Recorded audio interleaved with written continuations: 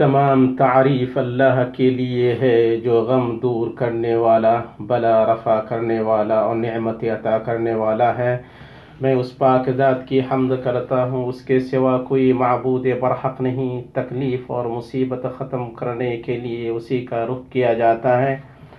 میں گواہی دیتا ہوں کہ ایک اللہ کے سوا کوئی معبود برحق نہیں، اس کا کوئی شریک نہیں، اور میں گواہی دیتا ہوں کہ ہمارے سردار اور نبی محمد اللہ کے بندے اور رسول ہیں، جو نیکوکاروں اور پرہیزگاروں کے سردار ہیں۔ اے اللہ، تو درود و سلام نازل فرما اپنے بندہ اور رسول محمد پر، آپ کی آل اور آپ کے شریف صحابہ پر، اور جب تک آسمان و زمین رہے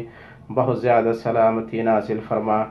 اما بعد، اللہ کے بندو، اللہ سے ڈرو اور اس دن سے ڈرو جس میں تم سب اللہ کی طرف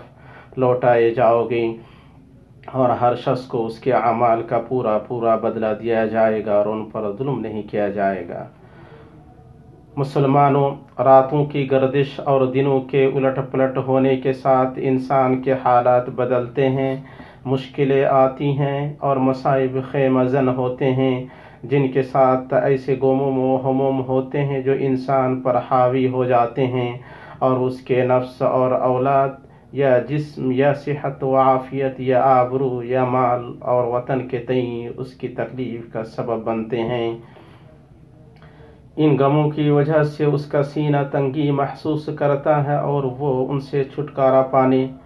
اور ان کی تکلیف کے ختم ہونے کی راہ تلاش کرتا ہے، اور اپنے بلند و بالا پاک رب کا فرمان یاد کرتا ہے۔ اور اگر تجھ کو اللہ تعالیٰ کوئی تکلیف پہنچائے تو اس کا دور کرنے والا سوائے اللہ تعالیٰ کی اور کوئی نہیں،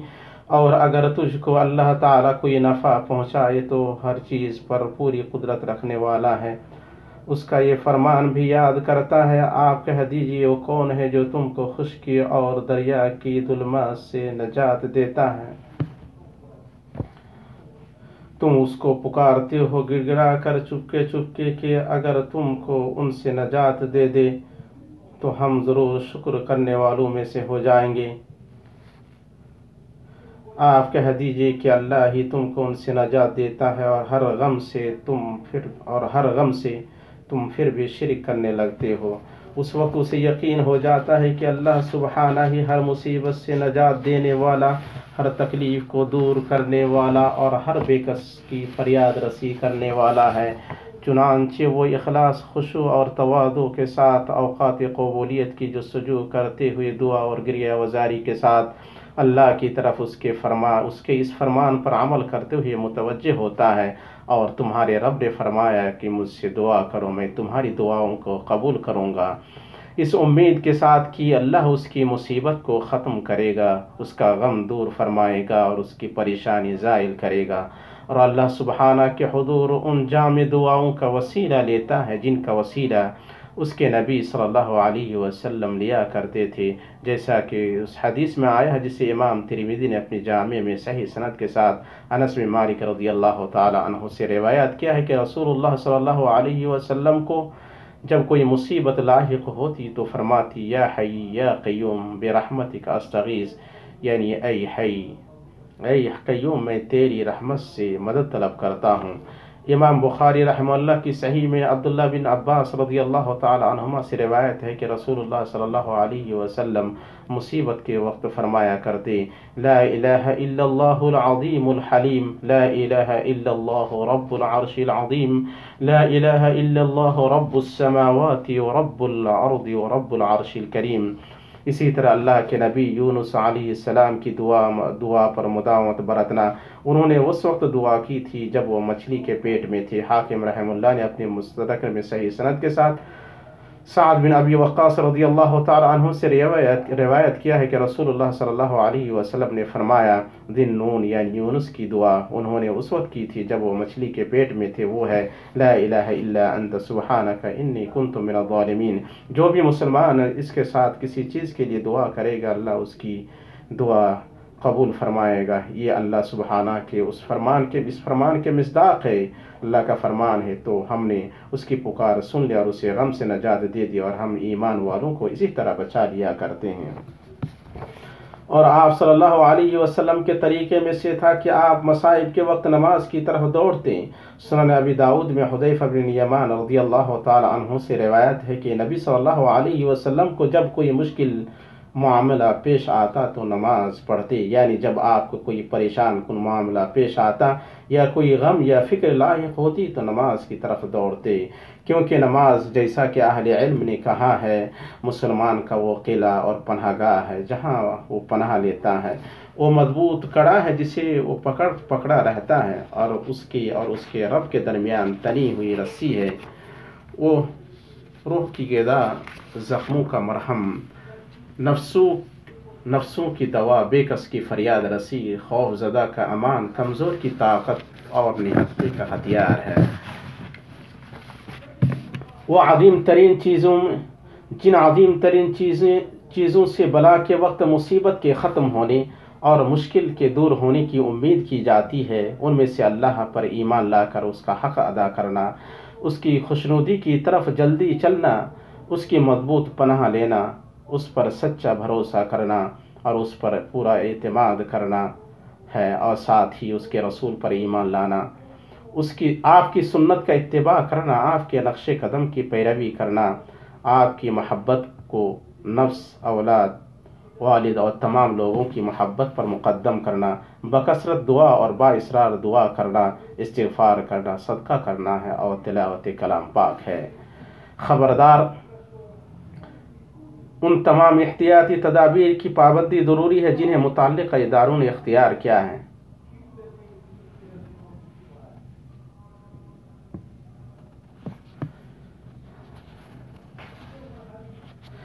جو شخص بسم اللہ الذی لا یضر مع اسمہ شیء فی الارض ولا فی السماء، اسے کوئی بھی چیز نقصان نہیں پہنچائے گی۔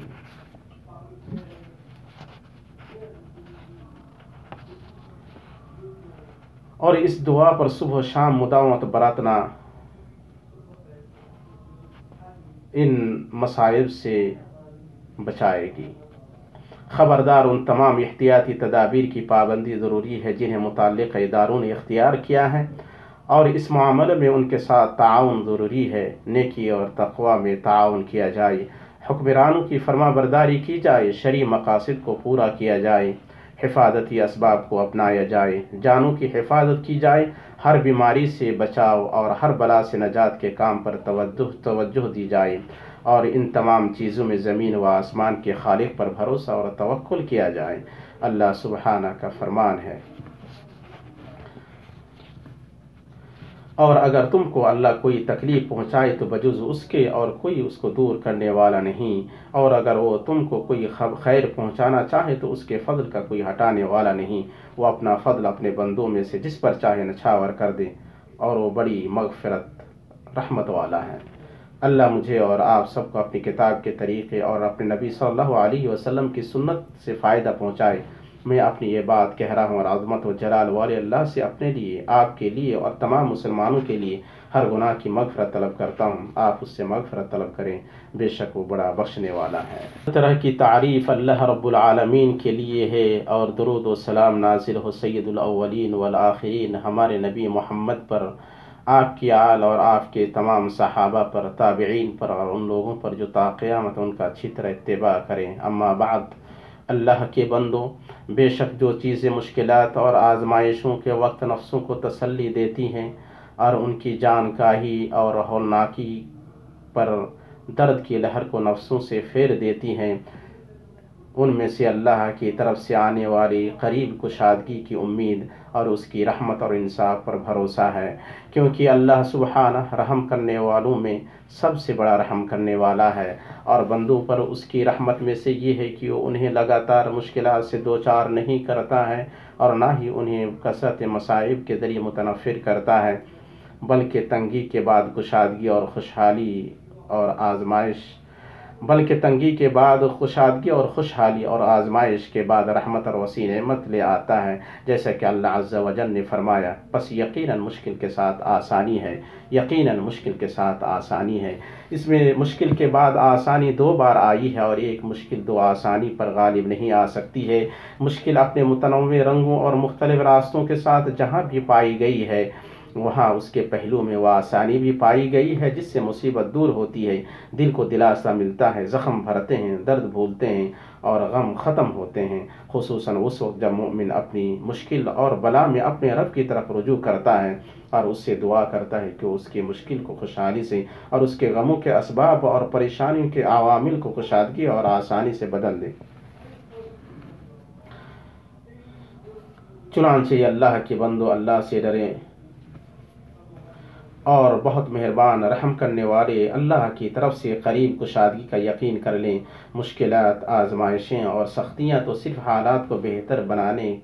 کی راہ میں ایک قدم اور خوشحال زندگی اور امیدوں تک پہنچنے کے لیے ایک چھلانگ ہے، نیز ان میں پاکیزگی اور گناہوں کا کفارہ ہے اور درجات کی بلندی ہے۔ اور آپ سب اللہ کے آخری رسول محمد بن عبداللہ پر درود و سلام بھیجیں۔ کتاب اللہ میں آپ کو اس کا حکم دیا گیا ہے۔ اللہ سبحانہ کا فرمان ہے، بے شک اللہ اور اس کے فرشتے اس نبی پر درود بھیجتے ہیں۔ اے ایمان والو، تم بھی ان پر درود بھیجو اور خوب سلام بھی پڑھتے رہو۔ اے اللہ، تو آپ صلی اللہ علیہ وسلم اور آپ کی آل اور صحابہ پر درود نازل فرما۔ اے اللہ، تو خلفائے راشدین سے راضی ہو جا، ابو بکر، عمر، عثمان و علی اور تمام صحابہ سے اور تابعین سے، اور ان کے ساتھ ہم سے بھی راضی ہو جائے۔ اے اللہ، تو اسلام اور مسلمانوں کو غلبہ عطا فرما۔ اے اللہ، تو اسلام اور مسلمانوں کو غلبہ عطا فرما۔